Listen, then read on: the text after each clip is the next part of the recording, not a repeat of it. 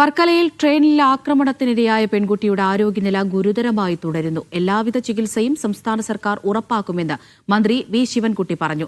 Railway അധികൃതർ യാതൊരുവിധ നടപടികളും സ്വീകരിക്കുന്നതായി കാണുന്നില്ല.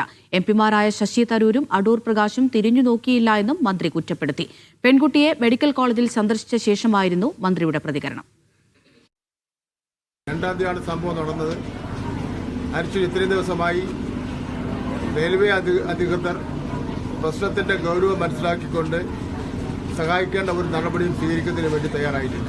റെയിൽവേ ഒരു നിഷേധാത്മക നിലപാടാണ് സ്വീകരിക്കുന്നത്. എല്ലാ നിലയിലുള്ള ചികിത്സയും സംസ്ഥാന ഗവൺമെന്റ് ശ്രീകുട്ടിക്ക് നൽകുന്നുണ്ട്.